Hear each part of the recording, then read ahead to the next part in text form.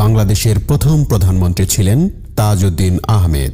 দায়িত্ব গ্রহণ করেন 1971 সালের 11ই এপ্রিল। তিনি 1971 সালের 11ই এপ্রিল থেকে 1972 সালের 12ই জানুয়ারি পর্যন্ত দায়িত্ব পালন করেছেন। ঢাকা শহর থেকে মাত্র 82 কিলোমিটার দূরে অবস্থিত বর্তমান গাজীপুর জেলার কাপাসিয়া উপজেলার দরদরিয়া গ্রামে জন্মগ্রহণ করেন বাংলার এই কৃতি সন্তান। মধ্যবিত্ত মুসলিম পরিবারের মৌলভী ইয়াসিন খান আর মেহেরুন্নেসা খানম দম্পতির এক পুত্র সন্তানের জন্ম হয় 1925 সালের 23শে জুলাই, আর এই পুত্রের নাম রাখা হয় তাজউদ্দিন আহমদ। রাজনৈতিক দূরদর্শিতার কারণে মাওলানা ভাসানীরও তাজউদ্দিনের প্রতি ছিল বিশেষ স্নেহ।